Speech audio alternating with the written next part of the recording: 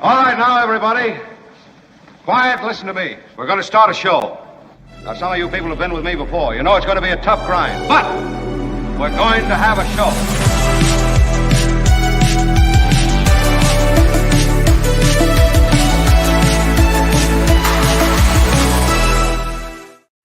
And hello all. Happy post-Super Tuesday to everyone. It has been quite the Tuesday. You do not know what you are talking about. I bumped into several people at the polling place yesterday. What? In fact, one of them is kind of a celebrity, the voice of SpongeBob. He is a friend of mine. I hadn't seen him in a long time, from the Bay Area. Tom Kenny.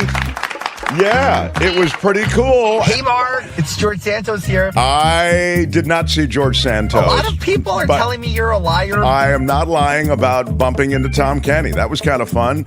And I bumped into another friend from childhood who's actually a friend of my brother's from childhood. I haven't seen him I don't know, probably 20 years. And I saw him at the polling place. And I made two trips to the polling place over 2 different days. I kind of got to know the poll workers. I really had a nice poll worker experience. So I'll tell you something else. If you're single,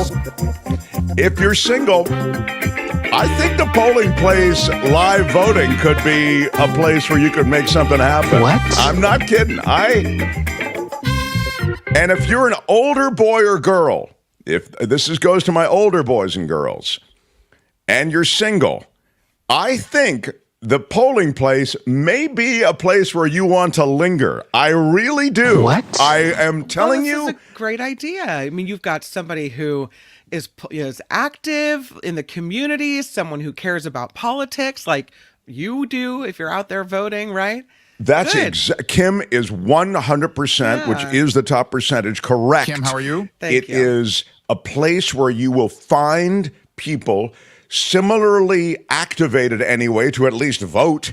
Yeah. So they have to be up on some of the issues, or at least one of the issues. They're there for some reason, right? Civic duty, whatever. And then you'd be surprised. Everybody's in it was weird. I thought, this is a place you could hook up with people here. I'm telling you. I felt it. I felt the hookup energy at the polling place. Which is why I went back twice, actually, everyone. It's and it wasn't even at the Lux this time, was it? No, if you missed it yesterday, I explained, and I won't detail it for you now, but you can go back and watch it if you want. The polling place that I used to vote, where in the old neighborhood that got burned out, remember, it was a really bougie neighborhood. I used to live in Brentwood. So, I mean, LeBron James lived there, Jim Carrey lived there, Conan O'Brien. So, these are expensive. They lived in much more expensive places. My neighbor's Travis Scott. So this polling place reflects all of that. Yeah. And it was at this hotel that Kim is mentioning, the Lux Hotel. And they used to have it catered. And, I'm talking about sandwiches, and like a Chinese restaurant had those little takeout things with the Chinese chicken salad inside. Anyway. And then they had a cellist one year and a pianist another year. It was unreal. Never been anything like this. I normally vote, I just drop off my ballot, but I used to go there every year to vote just because I love the experience. This is, I watch people swelter in the sun in Texas and Georgia and Mississippi. It was really a weird, look, it's the schism in America, right? The separation of, schism would be a ding word. In fact, I got something on the ding words yesterday. Maybe it was the day before, in after hour commenting. And we will detail the Super Tuesday results with John Rothmann, bottom of the hour. Rothmann is kind of our political guru. I want to ask him about, obviously we'll talk about the results, but I also want to talk to him about the voter turnout and whether voter turnout could be an indicator of any kind in terms of outcome. Yeah. And we'll also talk about propositions and this sort of thing. But if you look in our comments, and we really do read your comments after the broadcast day is over. And this is something we didn't have at KGO. This was a radio show.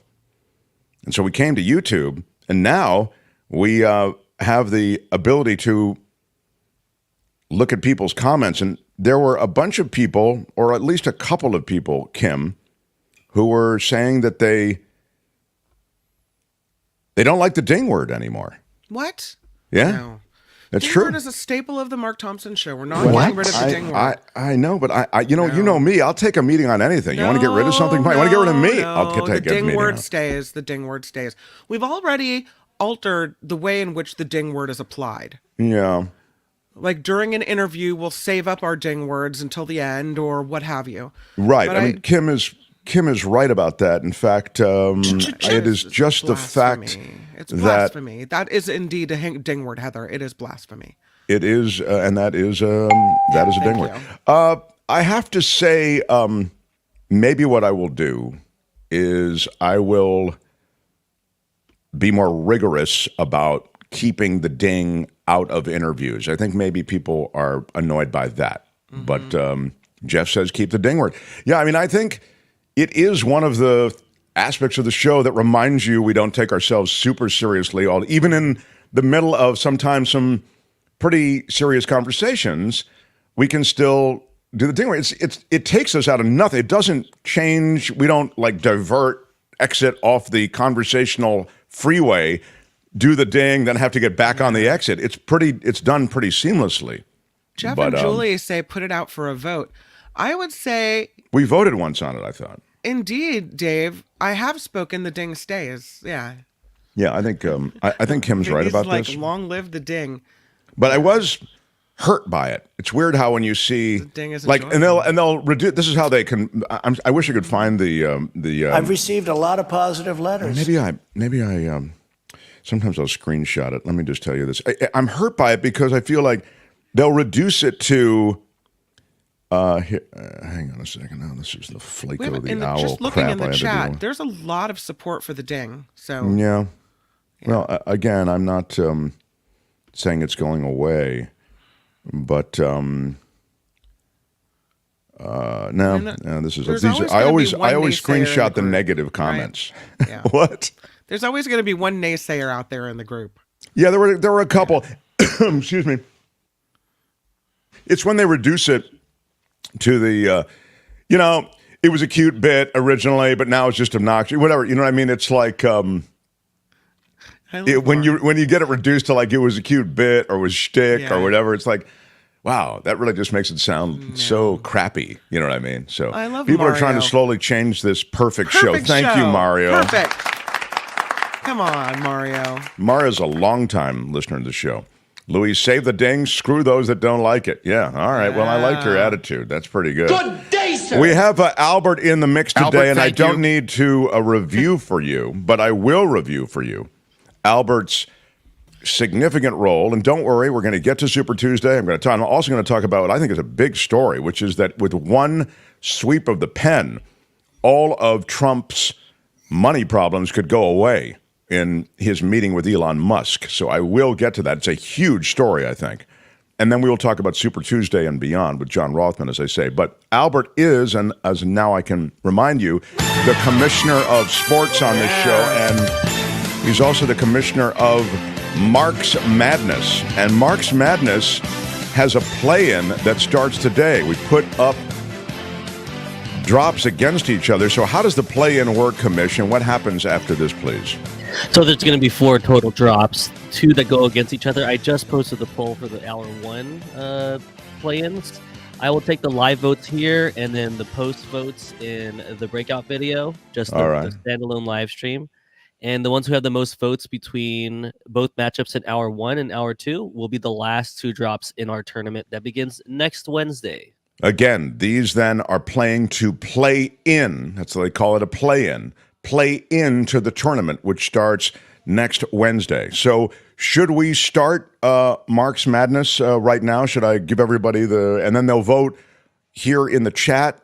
And also, you're saying online, it's a live vote. Is that what you're saying, Commissioner? Live vote during the live show, and then I'll also keep a tab for the votes that come in the comment section after the show. Okay, so if you're listening or watching, you can vote after the live show's done. Most people watch this show after the live show's done. So this is designed to allow for you to vote on what will make it to the next round. So The Mark Thompson Show. So what you'll do is you'll hear two drops here. One goes up against the other, and you vote for the one that you feel should move on to the next round. So I can't believe it!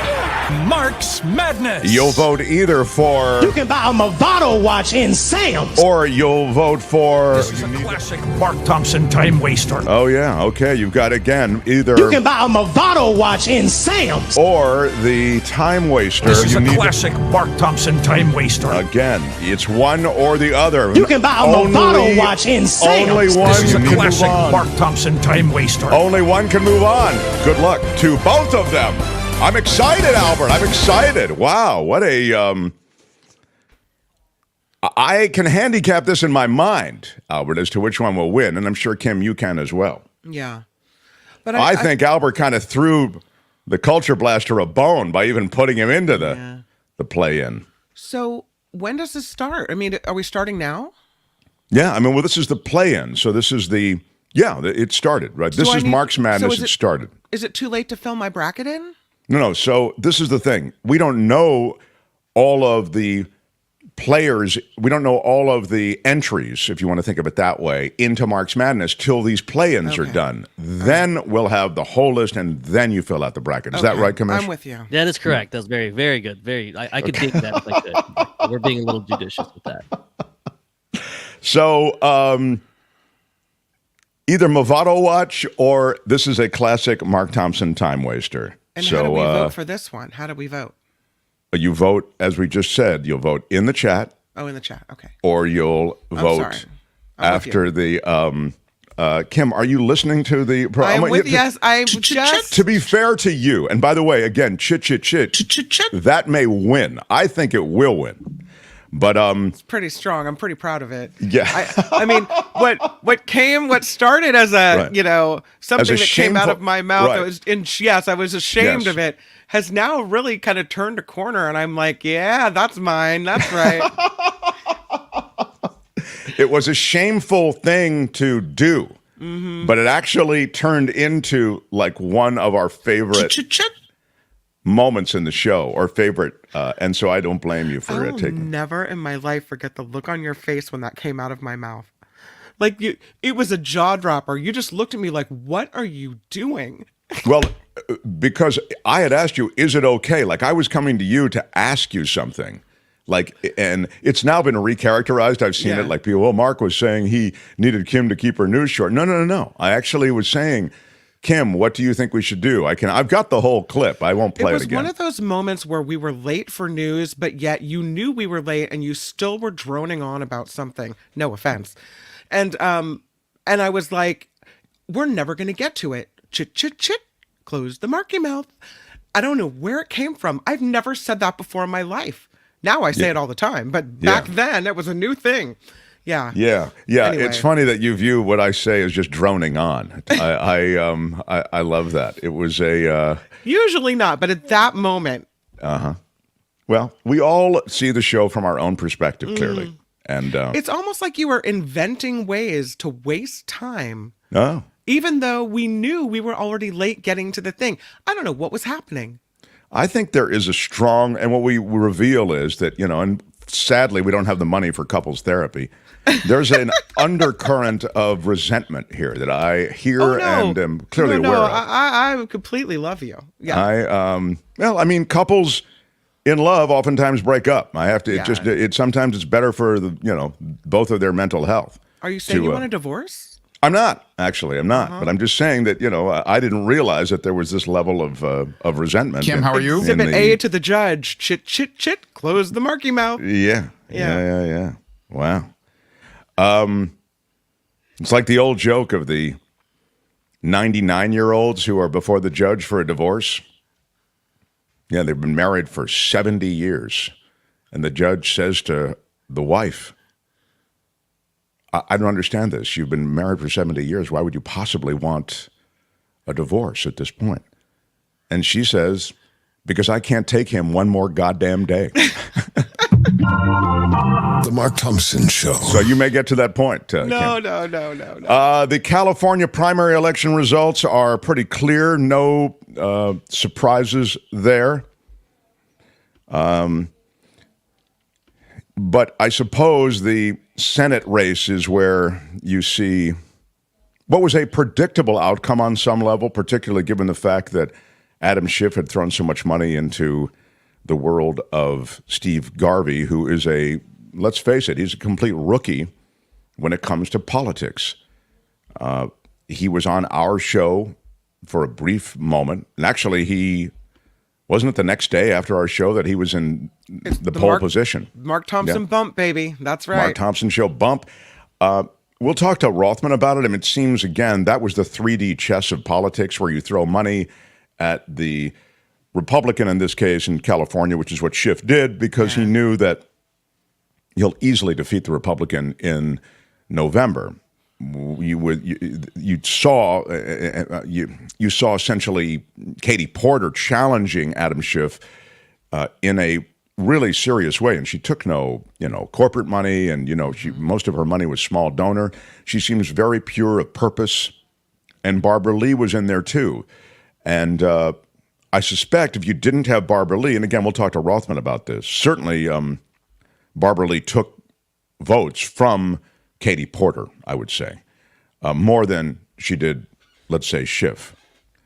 In any case, so it was predictable then that with those Democrats running, that Schiff would take the lead, keep the lead, over those Democrats, given the fact that the Democratic vote is split. So that's what happened there. Well, right now, with 48% of the total vote in the state tabulated, it is Schiff 33%, Steve Garvey 32%. So, they're, neck and neck here. And then Katie Porter at 14%. So it's going to be Schiff and Garvey in the big race. Yeah. And again, in our crew and our listeners and viewers, many voted for I'm sure many voted for Schiff, but I was going to say many voted for Porter. Mm-hmm. Porter's compelling. Porter is as I say, there's a purity to her mission, to the way she messages, to the way she pushes back on corporate money, on PAC money. She's very, and she's in a tough district in California. Again, we'll talk to Rothmann about this. I'll put a little of this to the side. I think the story that I want to touch on is, and then we'll get to propositions as well and where they are. But wow, there is a story emerging, and this could be a big deal. The Mark Thompson Show. Is Elon Musk going to buy Donald Trump the White House? I think he spent all his money on Twitter. He's still, Kim, I'll remind you, a James Bond villain kind of rich. He is, that's true. Number one or number two richest guy in the world. And the world has a lot of rich guys. Now, it's unclear right now whether or not Musk is going to spend any of his billions on Trump. But if he did, with the sweep of a pen, and this is not just a theoretical thing, Trump and his team are working to work with Musk and his team to make a deal. With the sweep of a pen, Musk could erase Donald Trump's deficit, which is substantial. I'm talking about the campaign deficit that he has with Joe Biden. He needs a cash infusion to help his presidential campaign, does Trump. And he met with Elon Musk on Sunday in Palm Beach. According to 3 people, Trump is looking to find a major donor to shore up his finances. No. It's not clear whether Musk is planning to spend any of his fortune on Trump, but his recent social media posts would suggest that he's thinking that Biden must go down in November. He does not want Joe Biden to win. It seems like Musk is kind of stingy, doesn't it? Look at all really? the people he fired at Twitter, now X. Well, he overpaid for Twitter, and he had to. Yeah. He shed a lot of people because it was just too expensive. He paid too much for it. He has $200 billion, according to Forbes. And if he threw his money into Trump land he could, again, erase Trump debt and vault Trump, I think, into a position where he would be poised to regain the White House. And why do I say that? Because it's not just money. Musk controls Twitter/X, and that is a powerful social media giant. Musk helps control the dialogue around Donald Trump and Joe Biden. He can push the feeble Joe Biden crap. You know, Joe Biden can't think, Joe Biden can't find this, whatever the myth is, because it is a myth. I mean, Biden is not, I mean, I get it. He's not running the 50, but he is absolutely not this doddering old man that's suggested. In fact, you could easily argue that Trump screws up with major screw-ups as much or more than Biden does. But in any case, you could bury the Trump screw-ups and only do the Biden screw-ups on Twitter. You can change the algorithms. You can do a lot independent of money. If Musk decided he wants his boy, Donald Trump, in the White House, he could make it happen. Now, he's saying he's not going to donate to either one of them. But I would say keep an eye on it. It's an emerging story, and Trump really wants it. And Trump is, let's make no mistake about it, Trump is for sale. When Trump is in the White House is for sale. Legislation's for sale. Decision-making is for sale. It's pay to play. In the same way that so many spent money, individuals, countries, corporations, in Trump's hotels, they just slathered him with cash right before their meetings with him or those around him that were involved in pending legislation or pending decision-making. So Trump has a history of being for sale. We know that. And this would be a simple arrangement. I give you money and you give me what I want. The other off-ramp for Donald Trump, as far as a financier might be concerned, is MBS, Saudi money. There are a lot of ways to get Donald Trump money. He's already in deep with the Saudis, it would seem. So I think foreign money could easily enter his coffers. We'll talk to John Rothmann about, number one, the realities, and number two, the legalities of that. But I think there are a lot of sort of backroom ways to get Donald Trump all the money he needs from those sources that I mentioned. But the most recent one and the highest profile one is Elon Musk. Beth says buying a president will be irresistible for Musk. It is pretty irresistible. Sold to the highest fascists, says Stacy. It's a real thing. I mean, he met with him, and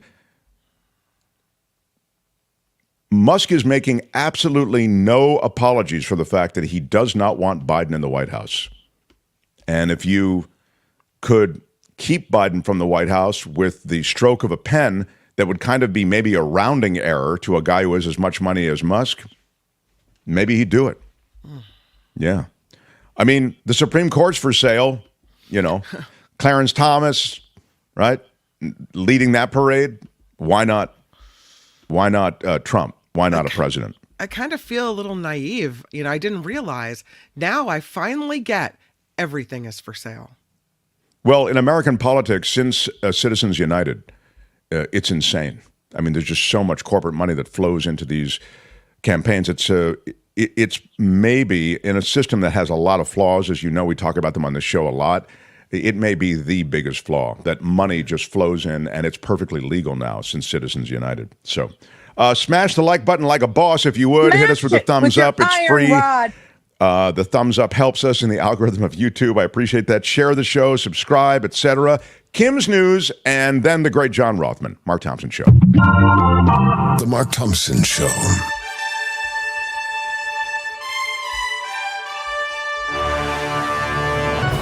On the Mark Thompson Show, I'm Kim McAllister. This report sponsored by CoachellaValleyCoffee.com. President Biden is telling Nikki Haley supporters there's a place for them in his campaign. Come on over. We're going to take you with the welcome mat out.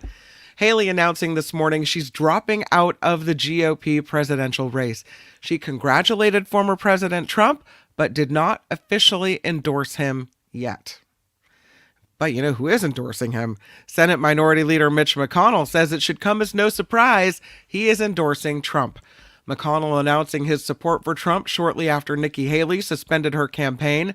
McConnell saying Trump has earned the requisite support of Republican voters. Well, I mean, that's an astounding fact juxtaposed against what was the day after a speech by McConnell blaming Donald Trump for the attempted insurrection at the Capitol. He laid the blame squarely at Trump's feet, and now he is supporting a guy who literally attempted a coup.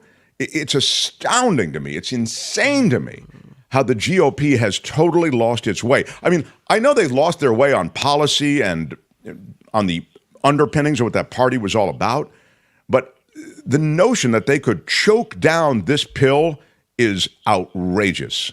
It's just amazing to me. Again, it's not a surprise by now because now they all do it. And I don't even know, I would have said Nikki Haley won't endorse him, but at some point she will. In fact, what's the Nikki Haley endorsement clock? When is she going to do that? Will that happen this week? Next week? You think it's 2 weeks? We'll ask Rothmann. Let's take bets on that. How long will it be before Nikki Haley, so critical of Trump on the campaign trail, chokes it down like Ted Cruz does and starts working the phone banks? I mean, they all have to, right? You've all got to line up, kiss the ring, or you'll be an outcast, or excommunicated, or what happened to Liz Cheney will happen to you, right? Yeah, you're out. Some breaking news today. The Supreme Court has now set the argument date in the Trump presidential immunity case for April 25th. So this, of course, is the case on whether Trump can claim immunity from prosecution in the federal election subversion case or any other case, right? So the court previously said it would hear arguments in the case the week of April 22nd, but today they announced they'll hear the case during a rare Thursday session. The whole timing of this case has really brought scrutiny because it could delay some trials or some court cases for Trump before the November of 2024 election. Yeah, what a coincidence that is. Imagine. How peculiar. Well, interest rates should be coming down sometime this year. Federal Reserve Chair Jerome Powell made the announcement in prepared remarks on Capitol Hill. He did say he's not ready to say exactly when, but sometime this year they'll come down. Mark, you mentioned this yesterday. The Texas cattle industry is being ravaged by these wildfires. Yeah. State Agriculture Commissioner Sid Miller saying at least 3,600 cows have died. The number is growing. He said there's a desperate need for hay as a way to save the cows that did survive. So that's going on in Texas. Serious situation there.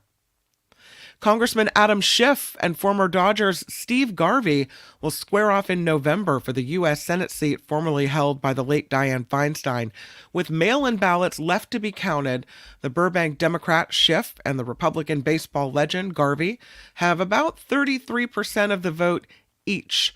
Irvine Congresswoman Katie Porter is a distant third.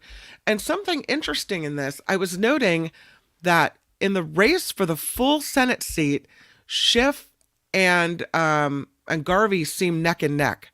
But on the race for the partial Senate seat, Garvey's actually ahead, 35% to 31%. Oh, that's for the remainder of the term. That's for the remainder of the term. Yeah. It's interesting. I mean, it still has to go to the big vote, so he's not going to win it, but it's interesting. Yeah, in the big vote, Kim's right. I mean, it'll be a Schiff victory. But. Yeah. Incumbent George Gascon is leading the race for Los Angeles County District Attorney as of mid-morning today. The incumbent DA had a 4-point lead on his closest challenger, Nathan Hochman, the two likely meeting in a November runoff. So Gascon still has to fight for it there in Los Angeles. You know, he's got a lot of criticism coming in for him. So you can say that again. Yeah, I don't know. We've been following on all the shows this famous bald eagle couple, Jackie and Shadow. Their live cam of their nest where 3 eggs are being protected. Any moment now, they could pip, which means when they stick their little beaks through their eggs, shell. Oh. So far, nothing. It's a sit and wait situation still. The 3 eggs are showing signs of pipping. The eggs were laid more than 35 days ago. That's the typical time for an egg to hatch. So this is imminent. The live webcam captures every moment in this eagle's nest. And I mean, it is right on the nest. It's very cool to watch. More than 32,000 people are watching at any given moment what's happening in that nest. I'll Very ding cool. imminent. Oh, I'll take it. I will take it. Yeah, I like the ding. Bring all the dings. This report is sponsored by Coachella Valley Coffee and tea. It's CoachellaValleyCoffee.com, but the tea is phenomenal. Again, this morning, it's so good. I've got the vanilla tea in the cup. What are you drinking over there? I have the espresso, which would curl your hair. It's so dark and intense. I make it really intense. It's delicious. I have the El Gato espresso, but the Ocotillo espresso is really good too. But they much milder blends. The Sunrise blend is a bit on the milder side, and they have a bunch of different ones with very detailed tasting notes. I love Coachella Valley Coffee, and as I told you, I used to drink this brand way before they were on the show. I can't believe they're on my show. I'm so excited. I always said this is the best coffee I've ever tasted. It's so good. So, and you can get the 10% off, which is kind of nice. Yeah, at checkout, you enter Mark T and get your exclusive Mark Thompson Show 10% off. Mark T altogether. I'll tell you, when that Coachella Valley coffee and tea box hits your porch, it's happy dance time. Like it's joy. Joy. They at take the care of you doorstep. too. They if they're they really are good people down there. CoachellaValleyCoffee.com, and when you check out, use Mark T for the discount. This is the Mark Thompson Show. They had to close down an entire radio station to silence him. And now, he's here. Ladies and gentlemen, Mark Thompson.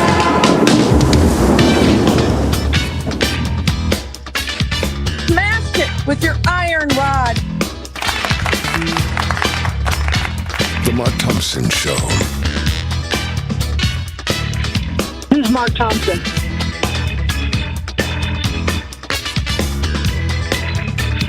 Hey, which one of you is Mark Thompson? Saudi Arabia pays cash. That's not fake. That's real. That's pure speculation. It's fantastic.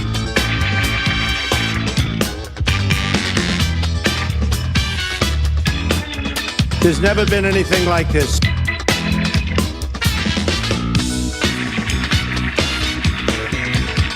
We've never seen anything like it before. Nobody has ever put something like this together that I've ever seen. Have you ever seen anything like this? There is nothing in our history that quite compares to this. Big shout out. Receive the rod of equity and mercy. Don't talk to me that way. I did everything right and they indicted me. I misspoke. My bad. I'm sorry.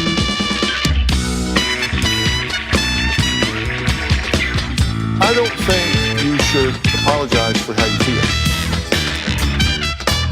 Did you really just do that? Right on, everybody. Thanks for being here. Oh, our first virtual meetup of the new year. We should ask Rothmann if he wants to drop in for a few minutes. Special guests are already confirmed, though. Avila, Spencer Christian, Michael Shore. 2 full hours will hang out. We're limiting the number of people to 20. I think they still have like 8 seats open, though. You sign up at our PayPal. You go to our PayPal, and a $50 donation locks up a spot. And after you've locked it up, maybe drop us a line, mtsmeetup@gmail.com. But you don't have to. We'll go to the PayPal, and we'll see who's popped in $50 to lock up a spot. It's a little bit of a fundraiser. It should be a great event. Everybody on the show will be there.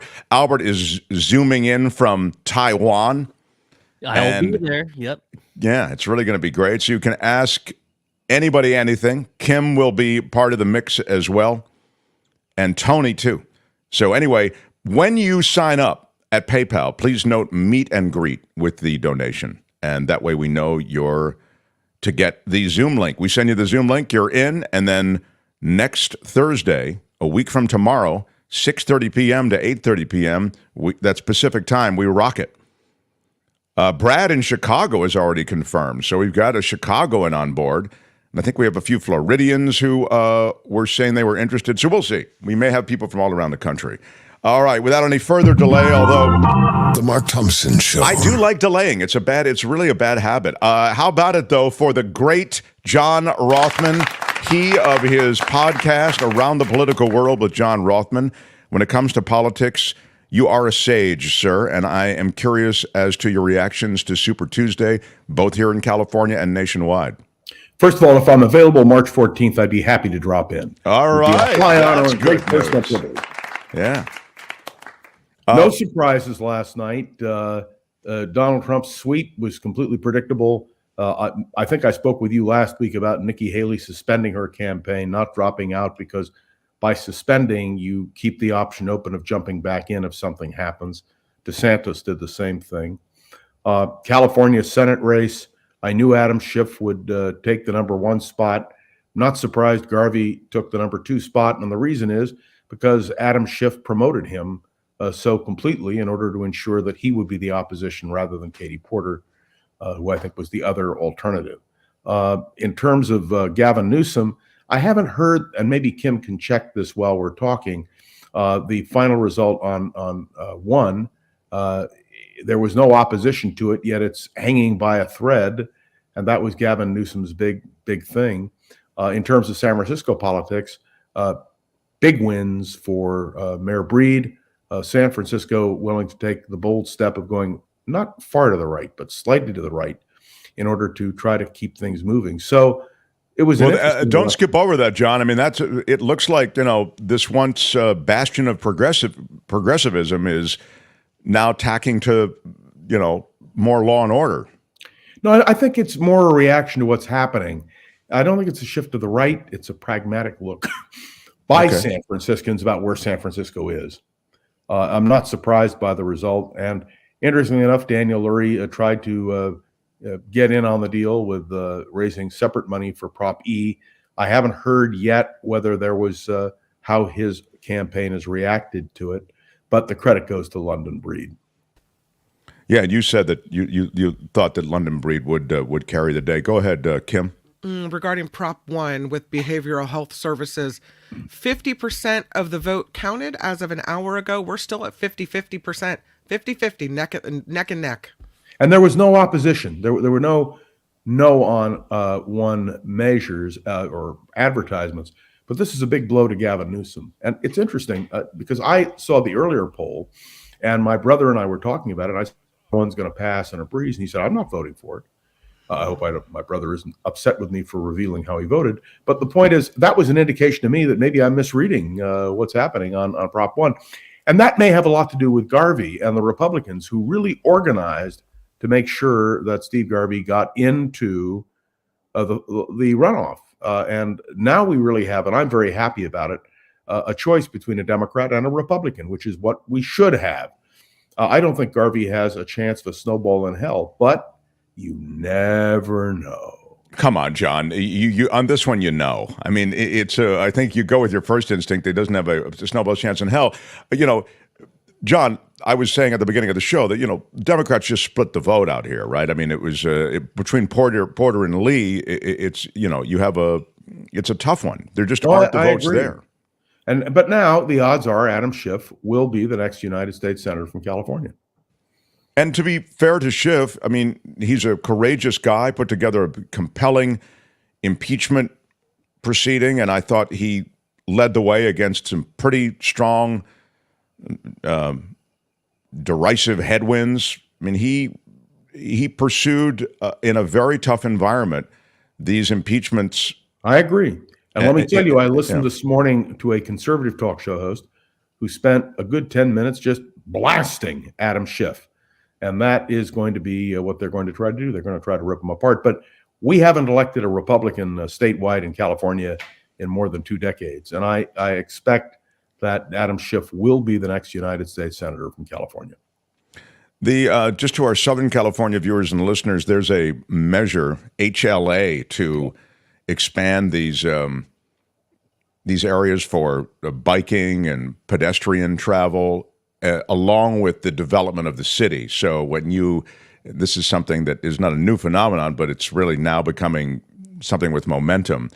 They'll require all of these bike lanes and many of these unprotected lanes to become protected when they do business development and building development of some kind. So that looks like it's very passing. Interesting. I remember I lived in Southern California for many years, and I can tell you that the anti-biking sentiment, the pro-car sentiment, was unbelievable. So I'll be watching that one very closely. Is there anything in the results? You said there were no surprises, but is there anything in the results nationwide on the Republican side that help you read tea leaves differently toward November? Yes, and it's a great question. I think that Trump has a real disadvantage because a lot of the people who the Republican Party is nominating are election deniers. There are people who support Donald Trump. And if the indications from previous election deniers, and I look particularly to Pennsylvania, where the candidate for governor was a big election denier, I think the Republicans have a real problem. You mentioned the question of Elon Musk and the question of his bailing out Donald Trump. There will be money for Donald Trump. He's going to have the money to run a vigorous campaign. But there's a lot of negatives. And you asked about Nikki Haley. Let me just tell you, I have a pamphlet in my vast collection of memorabilia. Here's what these Democrats say about Kennedy. And it's all the Democrats prior to the convention who ripped John F. Kennedy up and down. My sense is, though, that the difference is this will not be printed word. The Republicans are going to take comments of leading Republicans. And I would be remiss if I didn't say a word about Mitch McConnell, whose retirement as leader did not surprise me. He's staying in the Senate, but he's retiring as leader. He's a Republican. That's his faith. And what he said, if you read the statement carefully, is Republican voters have made the choice, and I'm a Republican, so I'm going along with it. I don't think he's happy about it, but I find it unbelievably hypocritical. If my wife were attacked the way Elaine Chao was attacked by Donald Trump, I wouldn't give a tinker's damn one way or the other. I would not support him. But Mitch McConnell has made a decision. Being a Republican is part of his religion. It's part of his DNA. And so ultimately he'll fall into line. The same question, by the way, applies to Nikki Haley. After what Donald Trump said about her husband, after what he said about her, how can she possibly support Trump? But I think your conclusion was correct. And that is that in the end, the Republicans will demand it. Nikki Haley wants a political future. She knows her future is in the Republican Party if she has a future. And if the Republican Party is without Donald Trump after November, she wants to be there to pick up the pieces. Well, Ted Cruz is another example. As I said before, it's crazy that these Molotov cocktails, rhetorically anyway, can be thrown at the wives of these dudes, and before you know it, they're working the phone banks for him. I mean, it's really, I don't see how you walk that back, and Trump didn't walk it back. He never did. He just, but Cruz is the one who said, Donald, when you come after my wife, that's different. You can come after me all you want, but when you come after my wife, that's a different story. And of course he smack talks, but then he's there, Ted Cruz is carrying the water for Donald Trump. These people want a political future. And if they blast Donald Trump, remember, in the primaries, the Trump voters turn out to vote in huge numbers, and they make all the difference in the world. You can be a well-respected Republican office holder, like Liz Cheney was, and you can be defeated in a primary. And what is the tactic Donald Trump uses? It's primarying people. It's finding alternative candidates, backing them 100%, and getting the win. That's his strength, but it's also his weakness, because the people he backs generally lose the general election. So that's critical. One other point I'd like to make. Now the most important single question for the Republicans is, who will the vice presidential nominee be? Remember, Trump will be in his 80s. If he's elected president, question of mortality is real. And who are the people who are really pitching this? And you and I know we'll talk about this in the days and weeks to come. But we have Elise Stefanik, a woman from New York, third-ranking leader of the Republicans in the House. And she said if she were vice president, she would have voted along with Trump, unlike Pence. And the same thing with J.D. Vance, the senator from Ohio. Same attitude, Tim Scott of South Carolina. All of the people who are being talked about as major contenders for the vice presidency on the Trump ticket, they have to kiss the ring, as Kim McAllister put it so eloquently a few minutes ago. So that's going to be another interesting dimension to all of this. You know what? We are going to have so much to talk about between now and the election. And I just want to say one more thing. I have spent a lot of time studying the American presidency, studying campaigns in detail. I believe, and I will predict, that this will be the dirtiest campaign in modern American political history. And please, John, you cannot take a lap on that prediction. It seems clearly the case. How dare you? How dare you claim that as some kind of bold prediction? Why are you yelling? My God! Of course, it's going to be dirty. The guy's a flamethrower. It's crazy. Why are you yelling? You know what? That's exactly the reaction I expect from Mark Thompson. Let me ask you about, and that is exactly the reaction the American people are going to have. Let me ask you about some of these things I'm seeing in the chat. Okay, Elise Stefanik seems. So Elise Stefanik, Tim Scott, you mentioned them all. Let me ask you a question that really takes advantage of your history. You're such a scholar on this. The kind of thing. When you're building a ticket, I thought historically, you're looking to build a political coalition, oftentimes associated with the connections the vice presidential candidate has to a various state or constituency. So when you look at some of those names that you mentioned, Stefanik, Scott, et cetera, does that same arithmetic apply now? No. And I'm so glad you asked the question. This precedent was broken when Bush chose Cheney. Remember, they were both from Texas, but Cheney moved to Wyoming in order to run, because constitutionally you have to do that, and nobody cared. We've learned a lesson. The American people don't vote for a vice president, they vote for a president. And so the old days of ticket balancing, Eisenhower, Nixon, Kennedy, Johnson, Humphrey, go down the list, Reagan, Bush, those days are gone. Now it doesn't really matter. And one of my hobbies, as you know, is the vice presidency of the United States. I probably have the foremost collection of material on vice presidents that exists. And I can tell you without any question that what we have boiled this all down to is there is no more ticket balancing as we once knew it. And so now what we are faced with is a presidential candidate who will choose the person who he is sure will kiss the ring, if I can quote Kim again. Yes. So that's the reality. Last question. I was posing it earlier. How long before Nikki Haley endorses Donald Trump? I think it has to be a very short time if she wants a political future. That is to say, let's assume just for a minute that Donald Trump stumbles or dies, or God forbid something happens before the convention. She is still a contender. She can throw her hat back in the ring, as can DeSantis, as can the others who've suspended, not ended, their campaigns. In order to win the Republican nomination now, and I think in the future, you have to have the so-called MAGA Republicans. You have to have at least Trump's blessing to a degree. Failing that, you cannot be nominated by the Republican Party. So the best thing that can happen to Nikki Haley is to have a reconciliation and say, I could never vote for Joe Biden. I must vote for Donald Trump.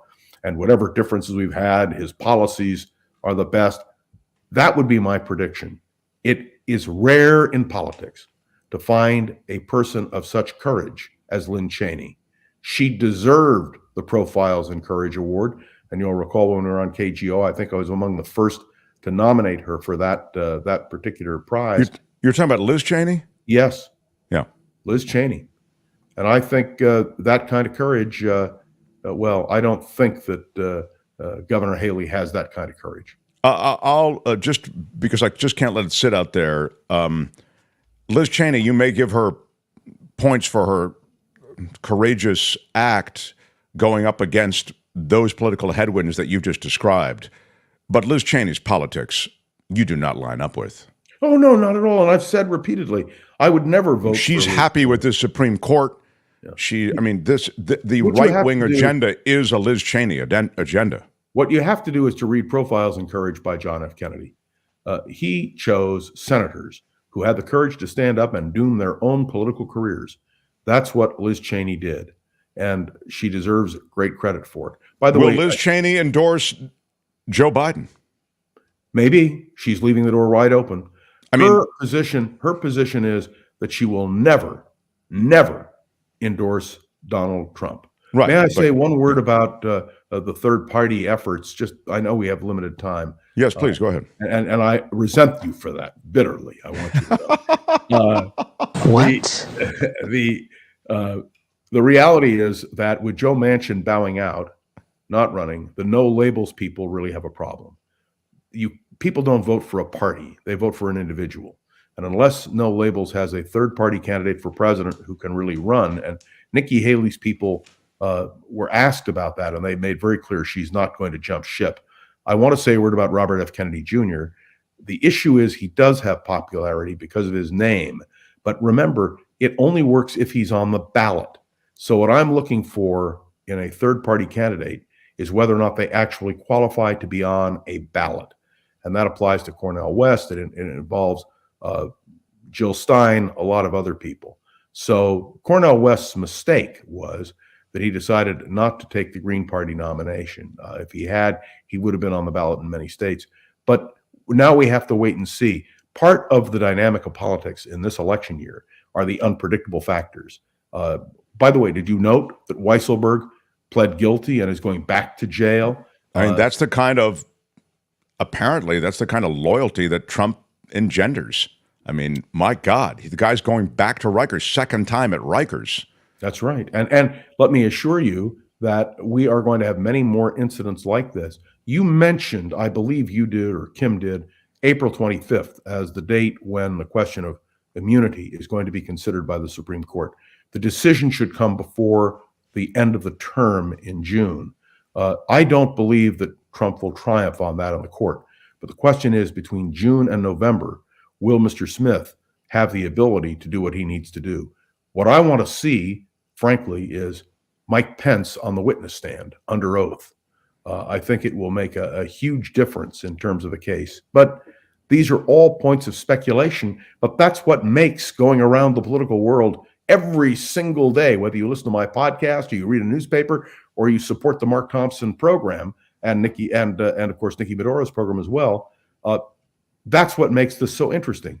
It's fluid and there is a dynamic to it, and that is why I turn on the radio at 3 a.m. to hear the news, much to my wife's chagrin.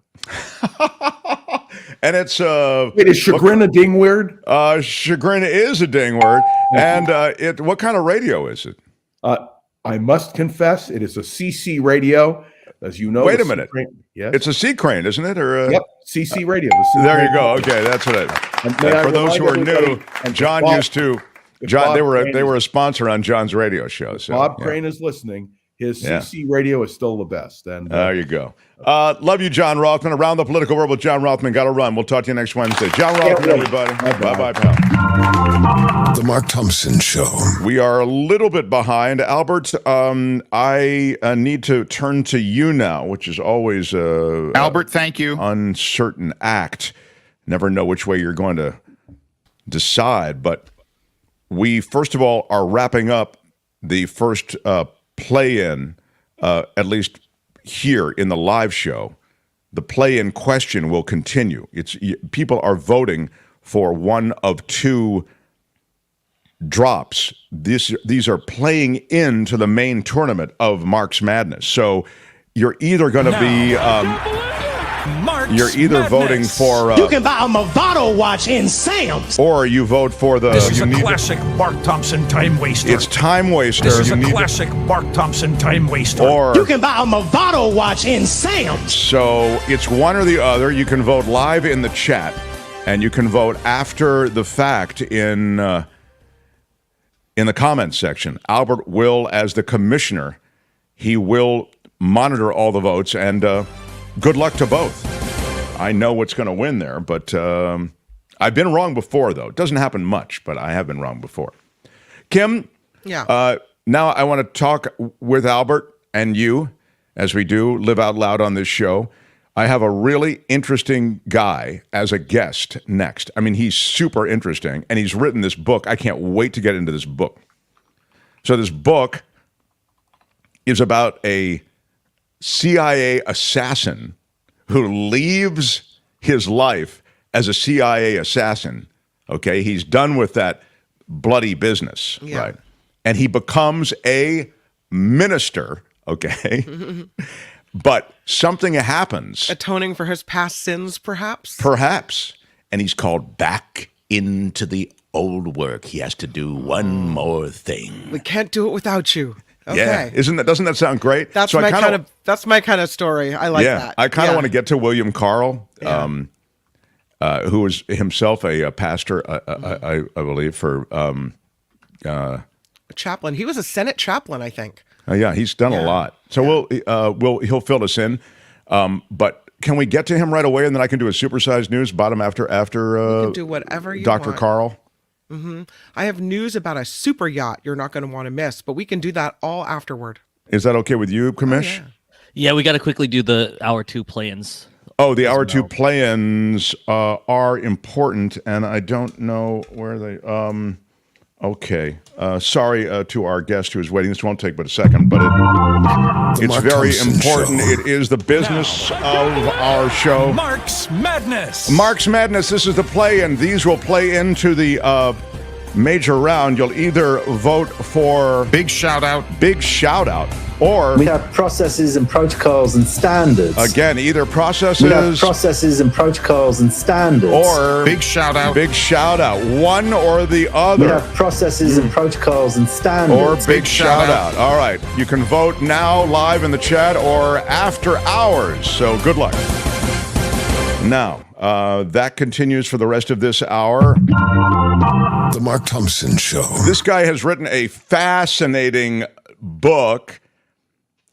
And William Carl, a Greek scholar, pastor, seminary professor, an amazing life. If he'd just written an autobiography, I'd read it. But he's written a apparently riveting novel that he was advised to write by Alex Haley, the guy who wrote Roots.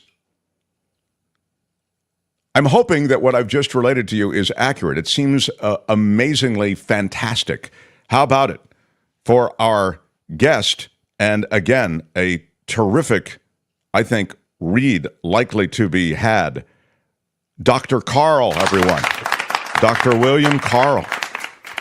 Do they call you Dr. PhD William Carl? I go by lots of different names, and I'm not going to tell you any that my wife calls me, but especially when she's mad about something. But when I was in academia, it was Dr. Carl. Of course, President Carl when I was president of a seminary. Often I go by Bill, but when I say that, people try to look up my books. I have 8 nonfiction books. And they try to look them. There's nothing by Bill Carl. So I have to get people to address William in these interviews. And usually when I was growing up, if I got called William, it was my mother when I was in trouble, But I now have to go by William for the book. Yeah. I'm going to call you Dr. William Carl. It classes up the joint. First of all, That's fine. Your CV already classes up the joint. It's quite impressive, sir. Now, obviously, and this is a real conversation you had with Alex Haley, the author of Roots, who had read your stuff, was impressed with it to the point that literally he uttered the following sentence: "You know how to write, and you know how to tell a story." and he encouraged you to create this story that you have created. That's exactly right. That's what happened. He was sitting in my office in Dallas, Texas, and I was going to have him speak at some event. And he said, "Have you written anything?" I said, "Yeah." And he said, "Well, let me see one of your books." I now have 8 nonfiction books, and 2 of them have been translated into Korean, and I've been to Seoul for that and all that. But I pulled one off the shelf, which was a set of lectures I'd given at Princeton. I've spoken at Oxford, Cambridge, Cornell, Princeton, lots of Carnegie Mellon. But this was a set of lectures I'd given at Princeton, and he's thumbing it, reading it. "This is the author of Roots, looking at my book." I mean, I couldn't believe it, Mark. And he said, he stopped and he goes, "You need to write a novel." And I said, "What makes you say that, Alex?" He said, 2 things. 1, you know how to write, and you write really well. 2, you know how to tell a story, and that's all a novel is.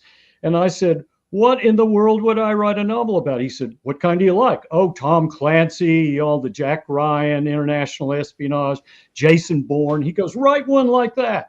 I said, "Alex, I don't know that much about those things, how to write about that." He says, "Well, you're a Greek scholar. You know old manuscripts. Put those together with international espionage."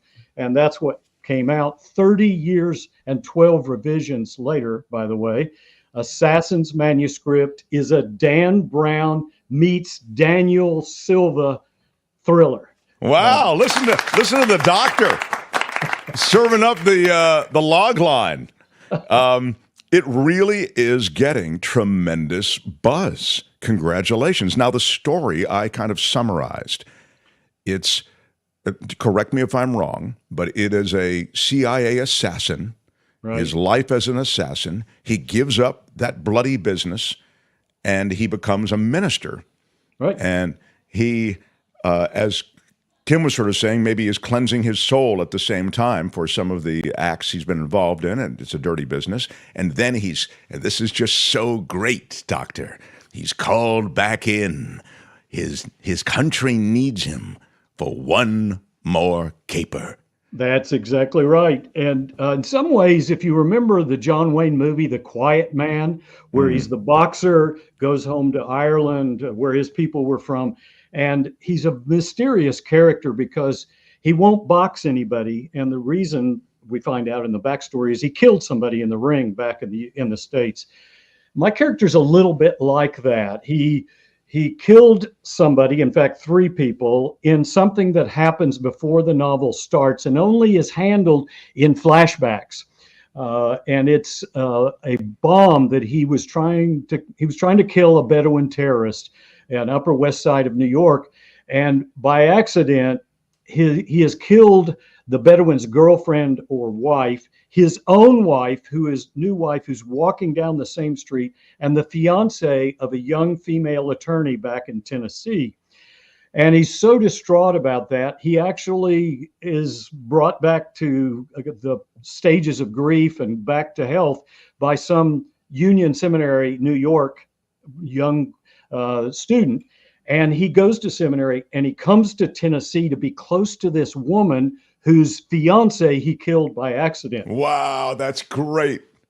And it becomes this unlikely romance because he never intends anything, but she becomes interested in him, gets pulled into all of his intrigue around the Middle East and in Rome and Egypt and all over, not knowing, and all the way through the reader is going, is she going to find out that he killed her fiance as she's falling in love with him? So it's this very unlikely romance in the middle of a big swashbuckling espionage story. Did you have the romance already, or did they say to you, hey, Bill, you got to put some romance in this thing? Oh, I knew I wanted it in there. Yeah, I like stories that have that intrigue and the male, female, the whatever it is, romance. Sure. I mean, that's real life. It's real life. It is. Yeah. It is real life. And it's really fascinating where the reader knows what she doesn't know. And all the way through, they're going, what's going to happen when she finds out? Oh, love it. Love it. Listen to this. Assassin's Manuscript has it all: suspense, intrigue, love, betrayal, and dramatic action. It's a masterpiece meant for anyone who enjoys Dan Brown and Daniel Silva. Thoroughly researched, it weaves together a brilliant tale of international intrigue. Carl's vivid descriptions of places and characters put the reader right in the middle of the plot. And what an adventure it is. That's from Carl McCullough, who's the best-selling author, Sid the Boys, and he's, all his stuff's to #1. Wow, when you get the plaudits like that from other fellow writers, it has to really feel good, man. Yeah, and one of the Amazon reviews is written by an award-winning New York Times journalist, Thomas Hayes, and they go on and on. The book's now on sale in 42 countries, and it just popped up in the Harvard bookstore of all places. That's I was terrific. surprised to see that. And the points about the descriptions of places is important because I traveled to 7 foreign countries to do the research. Oh, wow. I'd seen that you traveled a lot. But I didn't know that you specifically traveled to do the research for this book. Well, I happened to be speaking in different places, and I just kind of rolled that together, double it up. That's great. And Yeah. Michener is one of my models, not the way he writes as much, because I find myself reading through big passages of Michener to get more action or dialogue, but the way he researches.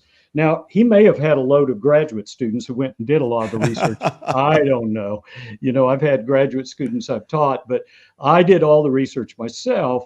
And I wanted to be able to describe every part of the novel. So I went to St. Catherine's Monastery at the foot of Mount Sinai in Egypt.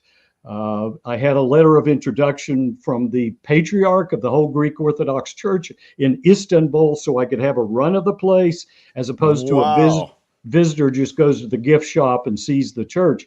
And so my main character also had a letter of introduction from the patriarch of the Greek Orthodox Church.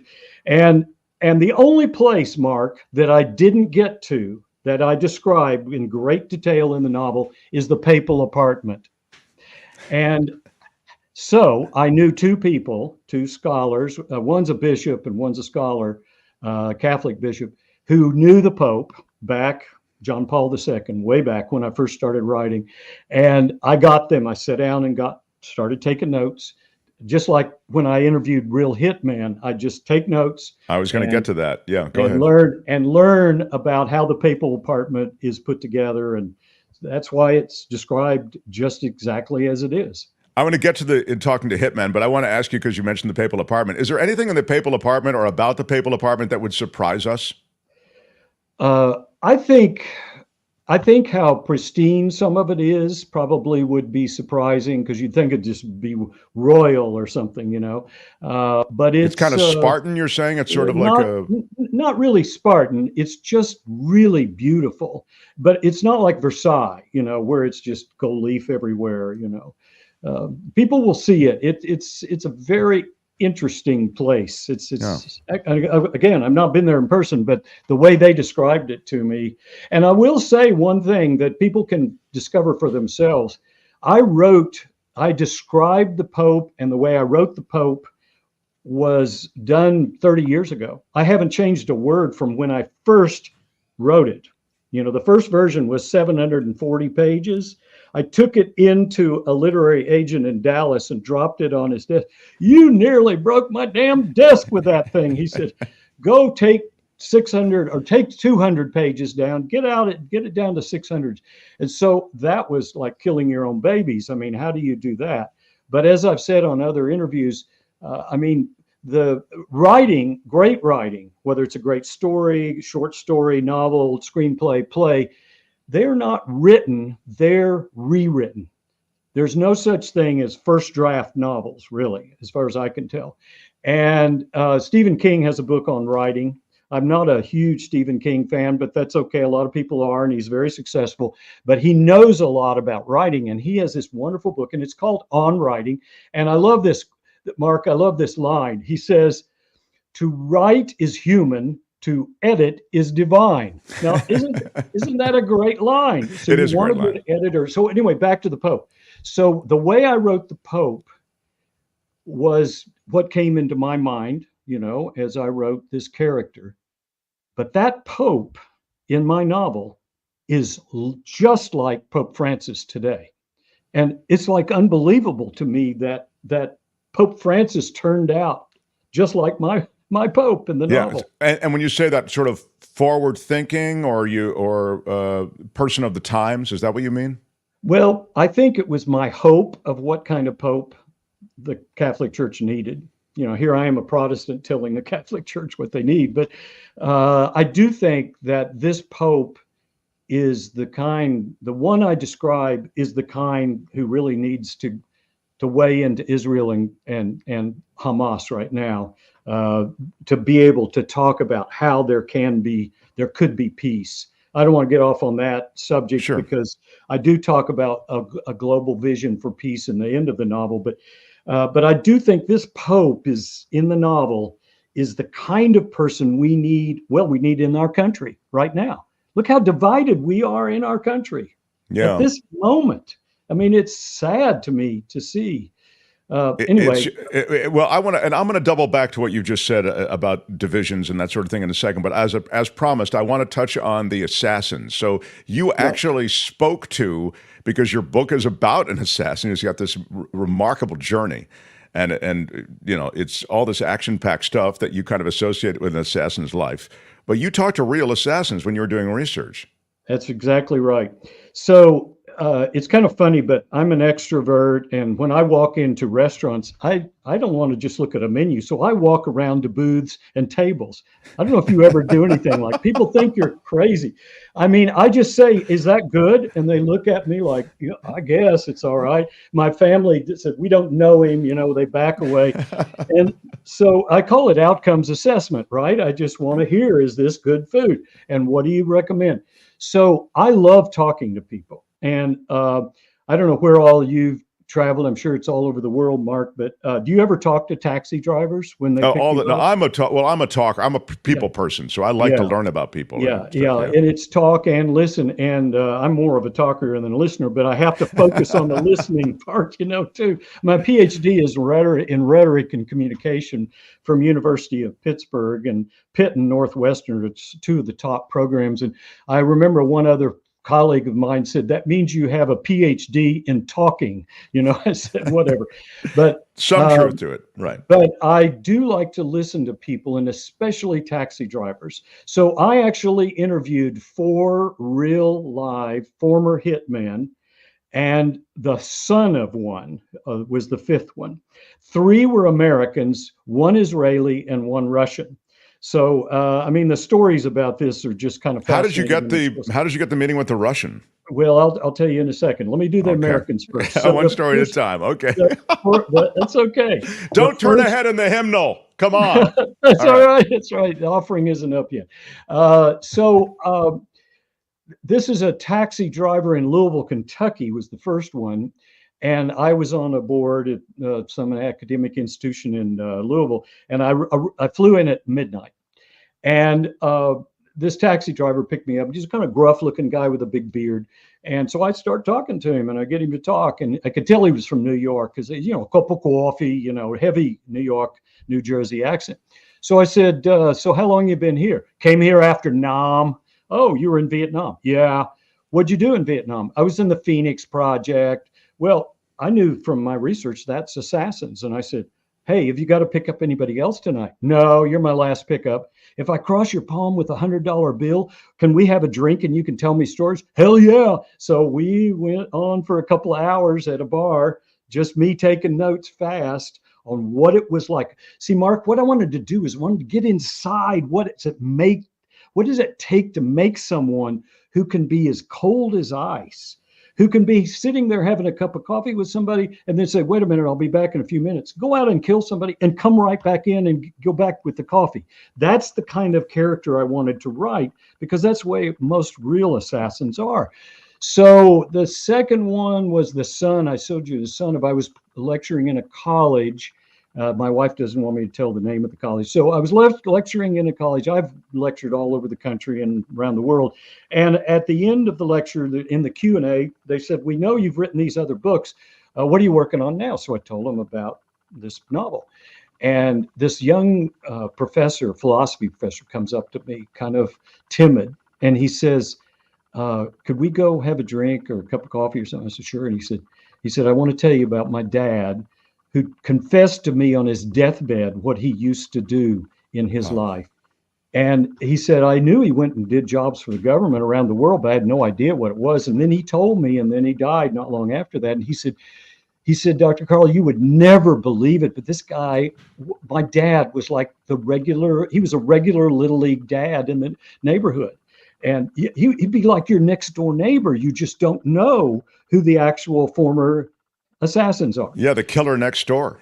That's it, the killer next door. And so then the third American was as a president of a major theological school, I was chairing an accreditation site visit for another academic institution. And I had a team from around the country. And one of them was a librarian. Get this, a librarian at another seminary. You could write a novel about that. That's unreal.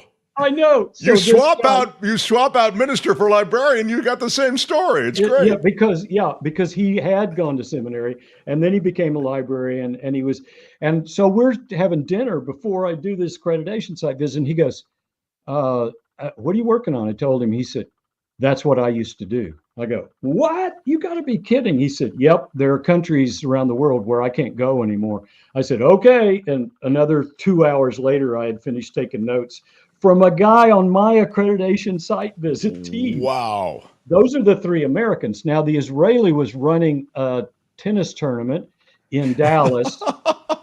Yeah, he's got a cardboard table and he's handing out cans of tennis balls. Our older son is a teaching tennis pro now in Washington, D.C. He was captain of his college tennis team in South Carolina, but he was a teenager then.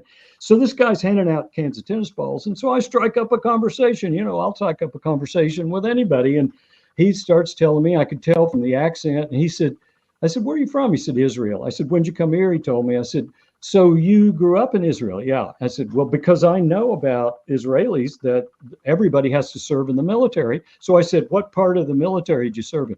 Mossad. I said, you served in Mossad? He said, yeah. And I said, which unit?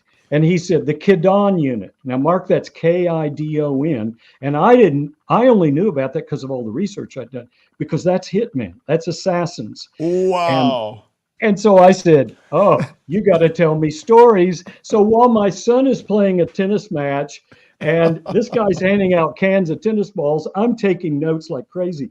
You wouldn't believe this, Mark. He said, I had Arafat in my sights twice, and the order never came to take the shot. Now, that was chilling. I mean, this guy right there with me could have changed history right there. And there you go. And that's one of the reasons they didn't take Arafat out, as you know. What I mean, they were worried about the repercussions. Yes, the Russian. I want to know about him. But go ahead. You wanted to? No, I'm sorry. I wanted to know about the Russian. The Russian, didn't I? Yeah, we haven't gotten to the Russian yet. Yeah, let's do the Russian. Okay, so quickly we'll do the Russian, and then I'm going to double back on the divisions. So keep. Okay, that's going. Fine. So I was lecturing at a theological school and I've also lectured at an Orthodox university in Moscow. And anyway, we were up in the Ural Mountains in a town called Lisva, and it was -40 actual temperature, Fahrenheit, even same as Celsius. And this guy is a pastor in a church that's 3 stories below ground in a bomb shelter, and he's a former Russian mafia chief who is a champion in judo, karate, and wrestling, and he had killed a bunch of people. But then he had been converted, and he'd gone to the now he's a pastor. So I got him to tell me stories. That's unreal. Wow. Well, now I want to double back. I mean, look, again, the book is Assassin's Manuscript, and it is just being hailed as this terrific novel with all of these great elements.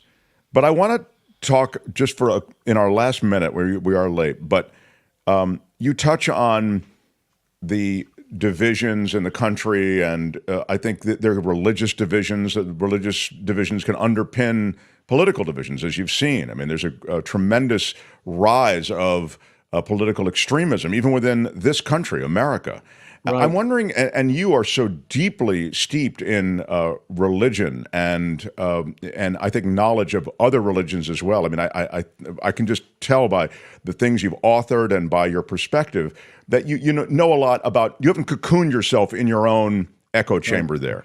Right. So I wonder if I could get your take on that. This the religiosity that seems to be, no longer separating church and state. It's all being washed together. Could you speak to it? Yeah, so let me just say one more. This relates directly to the novel because most novels like this are good guys and bad guys, and that's what we have in our country right now. You're either a good guy or you're a bad guy. If you're on my side, you're a good guy. If you're on the other side with whom I disagree, you're a bad guy. And the difference in this novel is I quoted someone, I don't know if it's Augustine or whoever, who said, there is good in every evil person and evil in every good one. So we're all a mix. We're all broken and flawed. And if you start with that premise, then it means you really do need to listen to people with whom you disagree, right? And I also lecture on the brain at medical schools and medical conferences, and that's another whole conversation, but it's directly related to a point I make on this question. And that is the amygdala in our brain, which is the fear, fight, flight part of our brain, is way overactive right now. And it's not about a saber-toothed tiger in your face or a snake, a big python or something. It's a different color of skin, or it's a different political opponent. It's somebody who's different, and you overreact. So when I was lecturing at Oxford, and dinner was like a scene from Chariots of Fire, or whatever, the kind of stories you see where they're in Oxford and Cambridge, or Harry Potter, those kind of scenes. At breakfast one morning, and it was during the Iraq War, someone just said Bush, and the whole room just erupted. Now, that's not a political statement. That's just a reaction to one name. And you could take far-right Republicans and say Obama or Hillary, and they go, Rrr! And you could, my point is that we are a country full of overactive amygdalas right now. We are not toning it down. We're not listening to each other. And I mean, if I could solve the problem of overactive amygdalas in this country, in this world, I could win the Nobel Peace Prize, So think about that. Yeah. So, I mean, I think that what you've said is indisputable, but what I would ask is, because religion has become so much a part of things, it's weird. I mean, politics is its own religion, of course, but the old school religions, the one about Jesus and Muhammad and all of those different ones, they seem to have taken a center stage in politics in a more overt way than ever before. Right. I wonder if you have a thought about that. Well, I think what you're describing is whatever religion it is, whether it's Muslim or Christianity or Judaism, whatever, the far right often, or maybe sometimes the far left, it's the extremes that have done what you're describing. Those of us who are more in the middle are able to listen to people with whom we disagree. And that's where we need to get to more of that in this country, I think. Yeah. No, I mean, I think those are wise words. Again, Albert, put the book up there again, if you would, please, so everybody can recognize it. Assassin's Manuscript, Dr. William J. Carl. I mean, you're quite the guy with 8 nonfiction books about religion, and this apparently insanely good thriller that we all can't wait to get into. Thanks for spending some time with us. You're a fascinating guy. I'd love to talk to you again. So stay in touch, will you, please? Sounds good. Thanks again. All right. Yep. Dr. William Carl. You can call him Bill. Bye-bye, Bill. Thank you. Wow. Good stuff. The Mark Thompson Show. That sounds like a really great read. I can't wait to get into that. Wow. I popped in because I wanted to just tell him, who is it in their life that meets 3 different assassins?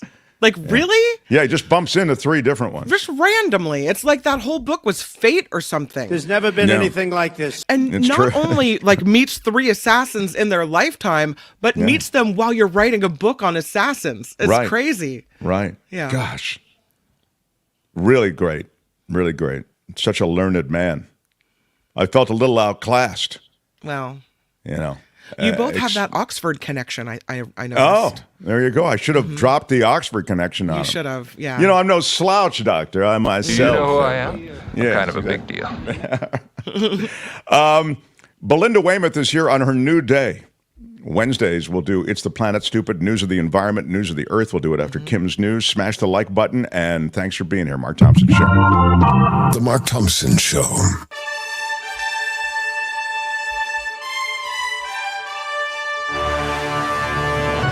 On the Mark Thompson Show, I'm Kim McAllister, and this report sponsored by Tenuta Vineyards in Livermore.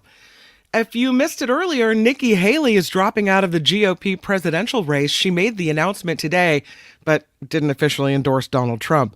Also dropping out, Minnesota Congressman Dean Phillips. I don't know, crickets? Does anybody care? No. Well, I'll tell you, I'm going to say this because he is dropping out. Yeah. He was an impressive candidate in his own way. I mean, he's up against the incumbent who's not going anywhere, Joe Biden. But I thought Dean Phillips really said impressive things. And we tried to get him on the show. He was pitched to me, and then I said, great, we'll take him. And then we just couldn't work out the logistics. I think you might have been part of that conversation too, Kim. But I was impressed with Dean Phillips, but obviously it's not his time, clearly. No. So he drops out as well, and he says he is endorsing President Biden because he says the choices are so clear. So, right. As mentioned earlier, but is big news at this hour, the Supreme Court will hear oral arguments in former President Trump's immunity case April 25th. Special counsel Jack Smith's case against Trump is currently paused as the High Court determines whether or not a former president can face charges for actions while in office. And the closing arguments underway in the trial of the armorer from the movie Rust, Hannah Gutierrez-Reed, charged with involuntary manslaughter in the fatal shooting of cinematographer Helena Hutchins in 2021. Prosecutors said Gutierrez-Reed is responsible for bringing live rounds onto the set and that she ignored basic safety protocols. Her lawyers argue she's being scapegoated for problems that were out of her control. The U.S. government, I have a picture for this one, seized this super yacht. Remember this? This is the super yacht Amadea. Is that the Russian super yacht? Yeah, that's right. It was a luxury super yacht seized from sanctioned Russian oligarch. His name, I had it. Yeah, let me hear you. Let me hear you say his name. It's actually not that hard. It's Suleiman Karimov. Oh, very impressive. We'll take All that. right. Yeah. So it's his super yacht, and the U.S. government took it as part of the Justice Department's effort to put pressure on the Kremlin. But now, maybe they wish they hadn't taken it, because they're paying $1 million a month to maintain it. $1 million a month, you say? How could this be? My bad. I'm sorry. Let me spell it out for you. My bad. Yeah. The monthly costs total roughly $600,000 to maintain the yacht. Then there's $144,000 in insurance, with occasional one-off fees to cover dry docking expenses. That adds another $178,000 a month to the overall bill at $922,000 a month to take care of the super yacht. And the U.S. government is footing the bill for it. How would you handle this? We could try ignoring it, sir. Yeah, I don't know. It's expensive to have your super yacht. It's a 348-foot Amadea, and it's one of the first big things prosecutors claimed trying to hold Russians friendly to the Kremlin accountable. They took it while it was at port in Fiji in 2022. I come from regular stock. Oh, yeah. It's very Clarence Thomas-y. He likes that over-the-top stuff.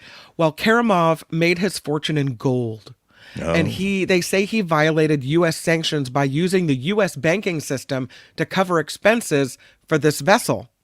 So the yacht has been docked in San Diego. And again, $1 million a month. Oh, I'm telling you. So, yeah, they might have to try to get rid of it. You know, give it to somebody else to hold. I don't know. Yeah. No thanks. Give it to another country to get that thing out of my driveway. I can't afford it. Here's an interesting case as well. Robert F. Kennedy Jr.'s presidential campaign is now making a 5th request for Secret Service protection because apparently there's a man that says he intends to kill the candidate on the upcoming anniversary of Robert F. Kennedy Sr.'s assassination. There was an 8-page letter that was reviewed by Newsweek. It cites multiple threats against Robert F. Kennedy Jr., and it draws comparisons to similar requests in previous years by candidates like Ronald Reagan and Barack Obama. But Kennedy was denied Secret Service protection in February by Homeland Security Director Alejandro Mayorkas. Mayorkas said he talked to Speaker Mike Johnson, House Minority Leader Hakeem Jeffries, Senate Majority Leader Chuck Schumer, Mitch McConnell, the Senate Sergeant at Arms, everybody. And they all came to this conclusion that Secret Service protection for Robert F. Kennedy Jr. is not warranted at this time. So despite the threats, he doesn't get the protection, which, can be a little concerning. Good day, sir. He's got some protection, you're saying already, but he wants more protection. Isn't that what you're suggesting? Yeah, he wants Secret Service protection, and that's not given to everyone. Yeah. But given what happens to people in his family, I'm thinking give him the protection. I mean, I don't know. Well, he does. Yeah, it's true. It's a family that's been marked by tragedy that way. A $20,000 reward is being offered in the King City shooting. Police say 3 suspects, all wearing masks, got out of a car Sunday night in front of this house and opened fire during a birthday party. 1 woman and 3 men were killed. 11 other people were injured here. Police released photos of a silver Kia. They're asking people to take a look at it online and see if they can find it. It was stolen out of Pacific Grove and spotted entering King City before and right after this mass shooting. This is such a big deal. The FBI and the U.S. Marshals are assisting with the investigation. Roku is disabling streaming devices and TV until users review and consent to new terms. No. They mean business. Either you accept the terms and conditions or you're out. You're out. Users have to agree to revise dispute resolution terms before accessing their devices. Yes. We have processes and protocols and standards. Yes, exactly. Notification of the new user agreement went out via email late last year. And now if you don't click, you're out of a Roku, apparently. Wow.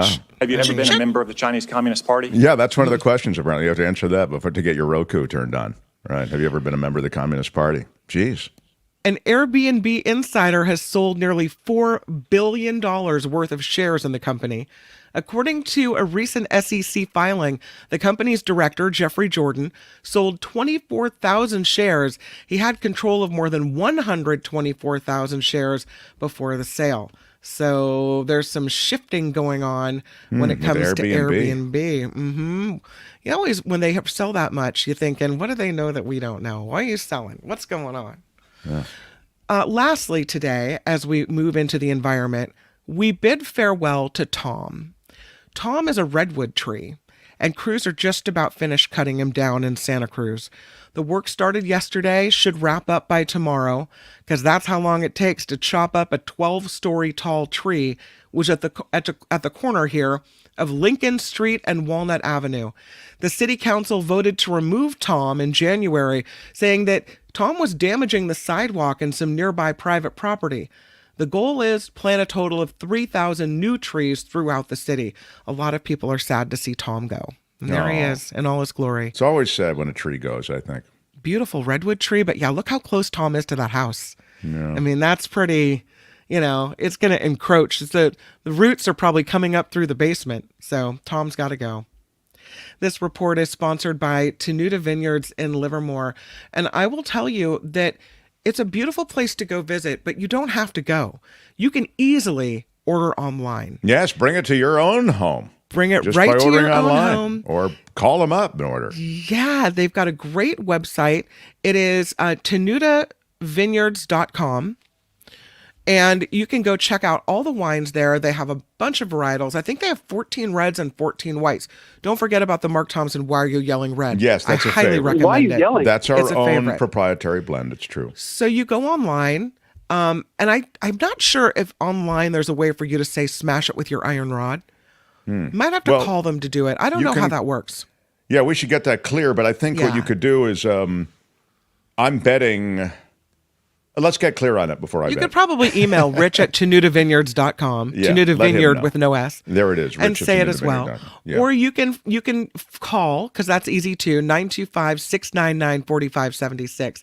But if you say smash it with your iron rod, you get 10% off. Yeah, and you can say, hey, I'm online right now. I've got all these wines. I got a bunch of Why Are You Yelling Red? And, which one are you, Mark Thompson White or the Black Mamba Syrah Port or whatever it is.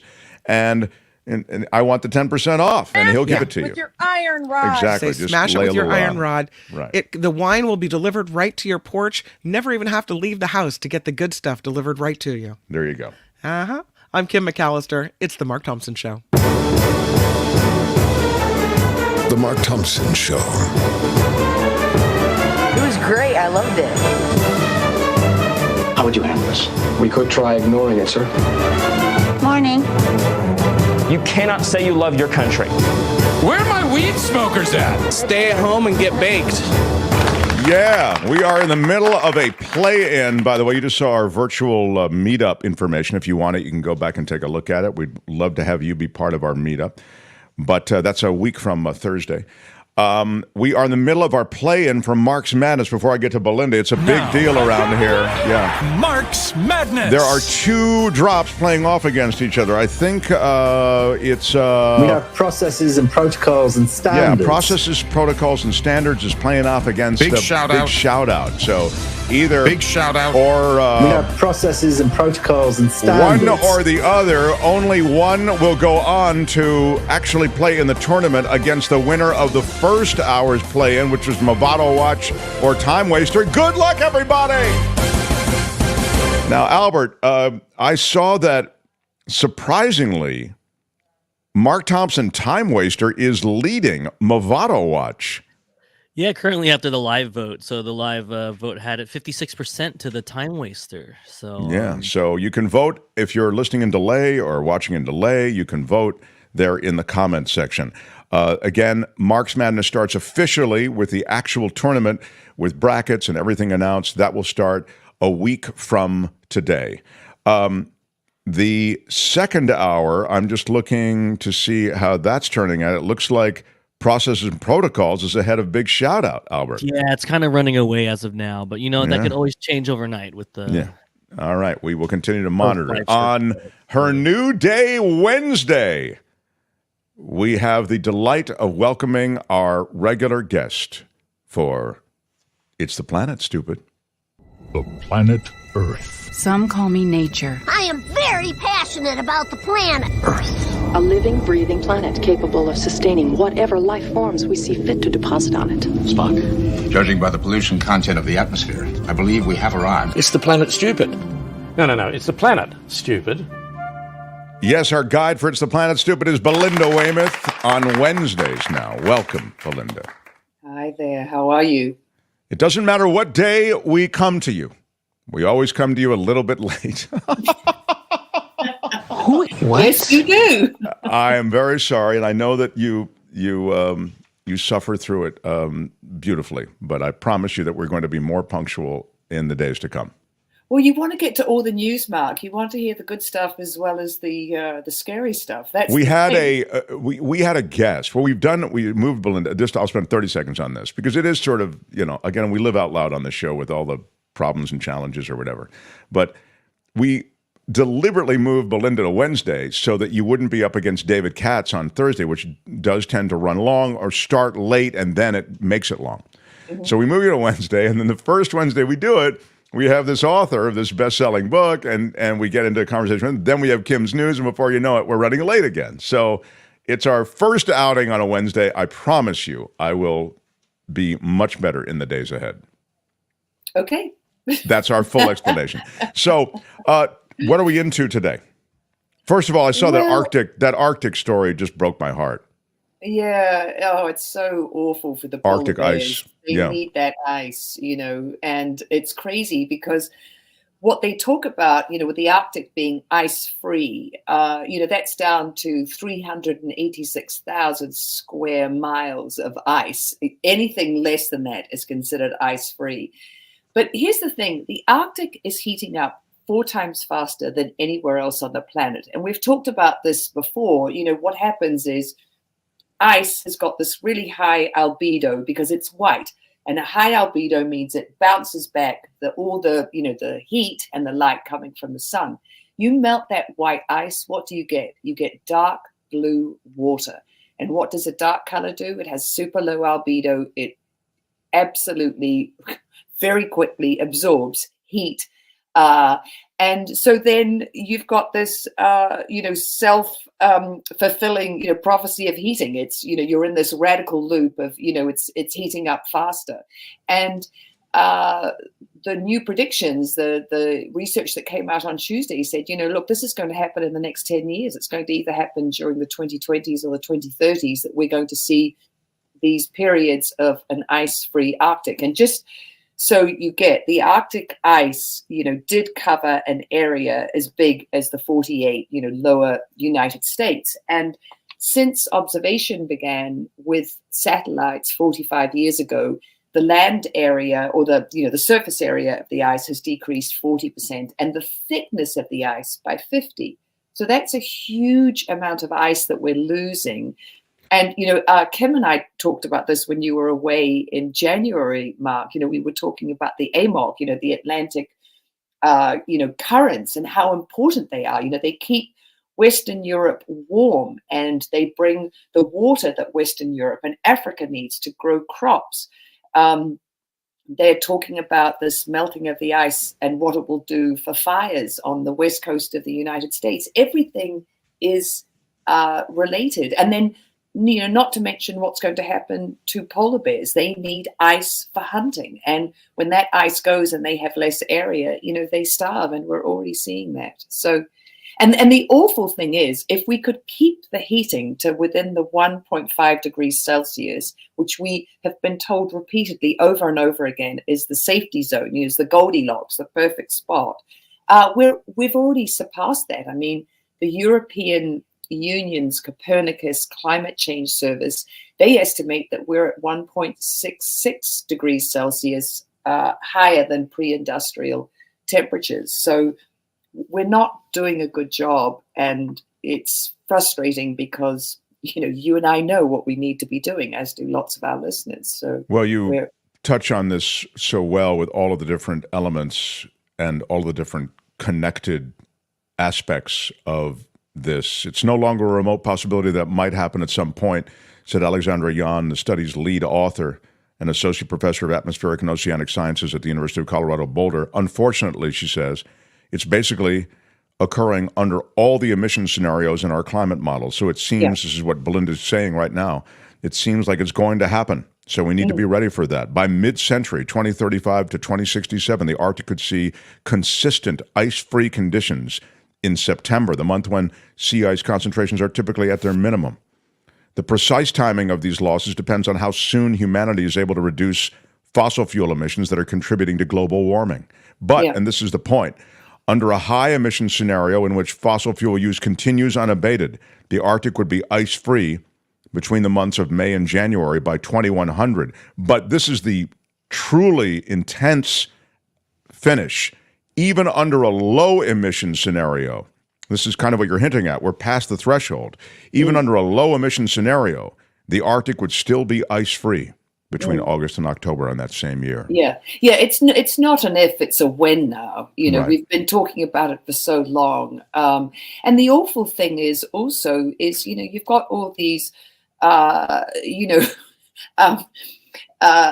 fossil fuel companies and other industries who are sort of rubbing their hands in glee because all these, this ocean will be ice-free and will be easier for them to, to either try to get up there and do, deep sea drilling, which, it's not a good idea in the Arctic Ocean. But of course, there are resources out there and people want to mine, they want to drill, they want to, have their big ships, being able to even in the crisis, there's opportunity for those who are opportunists. The Angel in the Bay Area of the $10 super chat saying, thanks, Belinda, for adjusting to Mark Thompson time. Any stats or updates on penguin populations?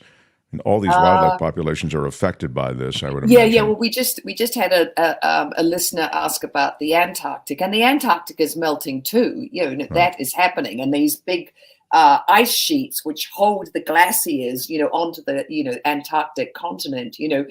they are melting too quickly as well. And once the ice sheets go, they're like the corks that hold the glaciers on land. And once they go, then the glaciers will be able to, melt into the ocean. So, it's all related. Yeah. I mean, it's all, as you say, it's all related. Yeah. The thing that you mentioned as an element in the, as an adoptable element in heating, these heat pumps. Oh, yeah. These heat pumps are so unbelievable. They're the penguins, by the way. Sorry to digress, but go ahead. Those are the penguins. They're very cute. They're very cute. But let's get on to something that if we did, I mean, if the whole of, every single family unit in the US got a heat pump, which does heating and cooling, and it's a magic trick. I'll explain it in a tick. But if everybody in the state said, okay, we're going to have a heat pump, that would be the equivalent of taking 32 million cars off the road. So they are seriously important. And here's the great thing, is in the last 2 years, more heat pumps than oil furnaces have been bought and installed. And what's happening right now in Maine, where winter temperatures, I mean, they say it's so cold, the sub-zero temperatures in January that Mainers have to live through are painful. It's so cold it hurts. Well, there's an amazing thing happening in Maine. So they used to have so there's a heat pump. So half of the heating there used to be from oil furnaces, and now they are adapting and changing to heat pumps 3 times faster than anywhere else in the US. So this is amazing. Now, what a heat pump does is it's, look at it. I mean, it doesn't look that big and fancy, but it's kind of a magic trick. And what's incredible is for every 1 unit of energy that's used by that, it creates 3 to 4 units of heat. So a heat pump is able to take warmth out of even cold air outside. It puts it through a compressor, and then it pumps it into the house. And what Mainers are saying, what they love about this thing, is the heat is distributed evenly all throughout the house. So when they set it to 66 degrees Fahrenheit, the whole house gets to 66. That doesn't happen with an old oil furnace. The thing that Mainers are also up against is they don't have infrastructure piping in fuel, all over the state, because the fossil fuel companies said, no, that's too expensive. We'll just truck it in when they need it. And what happened was 10 years ago, they had a Republican governor, I think his surname was LePage, and he put heat pumps into 2 of his residences. And he was so into them, he became a proponent of them. And then when churches also used a heat pump to, heat up a church, the whole congregation went, wow, these heat pumps are really good. They're super efficient. And so word of mouth has been the big thing in Maine. And you've got word of mouth, you've got state and federal rebates, you've got all these vendors and installers who are sort of waiting to do it. You do have all these, old school, oil furnace, proponents and companies saying, no, you have to have both. But what people are finding is you put in a heat pump, it's way more efficient. You don't have to call for expensive oil, because also the price of oil has gone up. When your tank is running low, you don't have to dig away the snow so that the oil guys can, refill your tank. You just sit inside with this lovely heat pump that's giving you glorious heat. And then in the summer, it does the same thing. It sucks the hot air out, out of the house and swaps it for cooler air outside, also putting it through the compression and pumping in this cooler air. So they're really, it's kind of a no-brainer. The heat pump, it's a no-brainer. It's wild. And it only takes, as you said, the effectiveness of it and word of mouth, and and the change is made. Yeah. And the other thing is, Maine, since 2022, 64% of their electricity is generated by renewable sources. So this is a complete win-win. You've got a heating unit which is not using fossil fuel. It's being powered by electricity that is not being produced by burning fossil fuels. And so your carbon emissions are going down. You have a cleaner atmosphere around your home, your suburb, your town. I mean, it's a total win-win. I want to quickly touch on in our last few minutes, last couple of minutes with Belinda Waymouth. I want to touch on these ground aquifers that are in decline in the West, and now there are counties, municipalities, and states that are trying to protect those aquifers, and they've gotten some help now, it seems. Yeah. This is really huge. 90% of the US's drinking water comes from groundwater supplies. And, we've talked about aquifers before. They're so important, but those aquifers take thousands of years to be replenished. And we just are pumping that water out at crazy rates. The state that has the biggest groundwater depletion is Idaho. Yeah, these will be images. I sent ones that, to show sort of, where we're at with, this dropping water table. So Idaho grows tons of alfalfa to feed the biggest cattle populations in the country. And what's happened is Idaho, Montana, and Nevada, their state courts have finally said, okay, state authorities, you can control this groundwater depletion. We're not just going to let, farmers and, whoever wants to, deplete groundwater, at their whim. I mean, in Nevada, they have these huge developments of houses, which they've actually said no to, because they said, you're going to suck up so much water. And then what farms are doing is sucking up so much water is that nearby, towns and cities, don't have drinking water supplies. California is now, we put limits in place in California for the 5 most depleted water basins. They're all in the Central Valley, where, of course, it's a huge food basket. We, grow, or what they call it, bread basket. We grow all this food for the whole of the US. So local authorities sort of, they didn't do their job, and they didn't monitor groundwater depletion. And so now the state is stepping in, and they're going to have these hearings about, especially in these most depleted basins. And I don't know if you can put it up, Albert, the 2 pictures of the San Joaquin Valley. So this shows you 4.8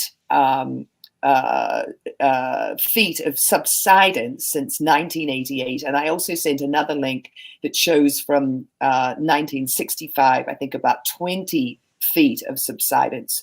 So basically you have this subsidence, which is dangerous. You have this depletion of groundwater, which people need. And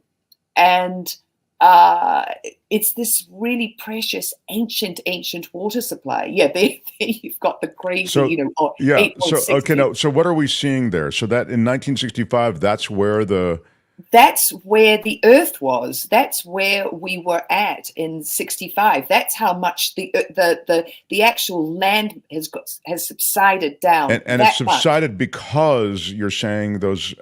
Go ahead. Yeah. We've sucked out so much groundwater. Right. Okay. So you suck that out, and then the Earth sinks down. Now the really great thing also about groundwater is Biden's White House is also looking at this research and going, wow.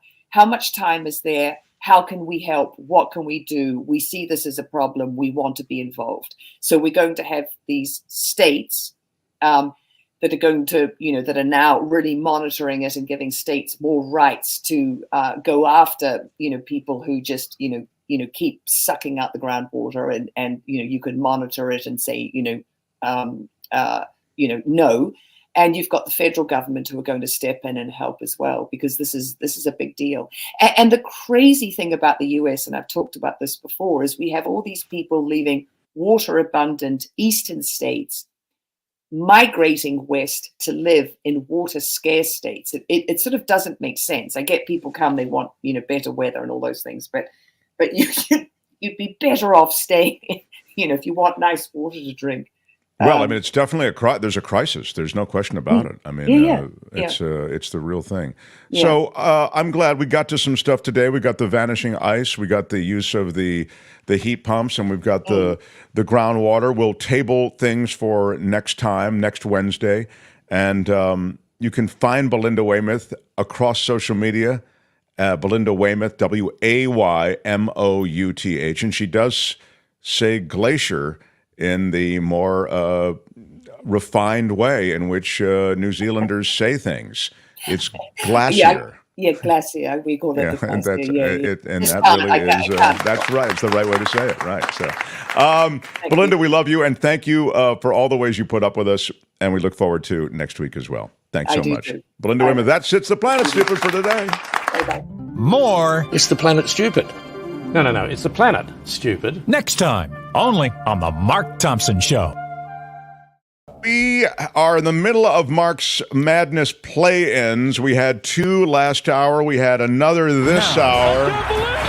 Mark's Madness. Again, you can vote for either. We have processes and protocols and standards. You can vote for that, or that's playing up against this drop. Big shout out. Big shout out. I would think that would do well. But we have processes and protocols and that standards. Is actually big shout out. It turns out that processes and protocols looks to be showing early dominance, Kim.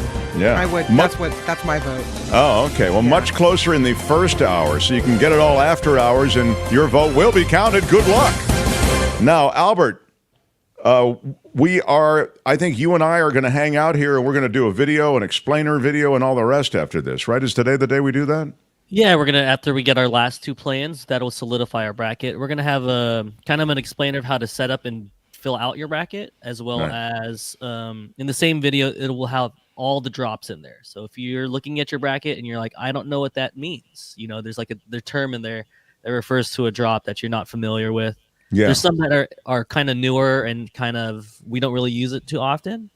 Right. So in that video, it'll have all of them. So you'll be able to hear all the drops, so you can decide which one is going to go on. I will quickly gotten a few comments here, so let's look at. I've received a lot of positive letters. Edward Lee, when will the Central Valley stop growing almonds? Well, the almond business is now a huge. Thank you for the super chat. Big shout out. The almond business is in a free fall. We talked about it yesterday. Thanks, Belinda, for adjusting to Mark Thompson. We did that. Angel in the Bay Area. Thank you again. We answered that question, or we at least addressed it. The penguin populations. Anything else? Is that it?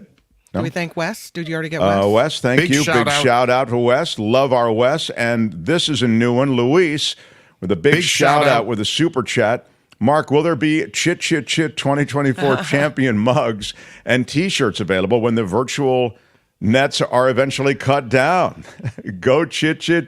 Well, Chit is I think is an odds-on favorite to do well. But we haven't, the last time I bought trophies. I feel like I should give an Academy Award speech for this.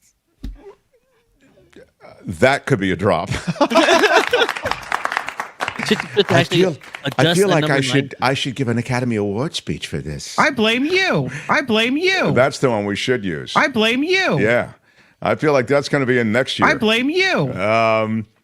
Yes, Kim, you birthed this just as you birthed your beautiful children. Yeah, it came flying right out like a shot out of me like a cannon. Yeah. So, Chit merch would be great. It's true. Yeah. Well, I'll take a meeting on Chit merch. Copper says, don't bash almonds, plant-based protein. Humans have to eat something. No one was bashing them. We were just talking about the fact that the almond takes business. a lot of water. Yeah. And and that's why we mentioned it. Also, the price of almonds has cratered. That's the reason it's a lot of almond growers have been hard hit. All right. I feel like there's something else I need to do. Am I wrong? Yeah, I'm wrong. I think. Okay. Well, Albert, if you don't know, and Kim, you don't know. I mean, tomorrow on the show we have David Katz coming up. David Katz, fan favorite. Yeah. Let's get on David Katz. I saw a picture of David Katz with somebody who has just won a primary. That's all I'm going to say. Yeah. David Katz, a picture with David Katz with someone you're going to know. And you're going to You're going to ask. Do you know who I am? I have a big deal. Let's hope he wasn't with Trump. No. I will share it with you tomorrow. I'm not going to say. It's just one of those. There's never been anything like this. All right. Well, maybe. I don't know. I think I'm the most honest human being, perhaps, that God ever created. I know. Okay. Well, there's that. I did everything right, and they indicted me. It's a tough one. Good luck with Elon and Donald Trump. After party starts, we'll talk tomorrow with David Katz. Stevens for the Mark Thompson Show. Bye-bye. Thanks, everybody. Thanks for all the love and the support. Bye-bye. Maybe see you at the meetup, but definitely here tomorrow. Till then, bye-bye.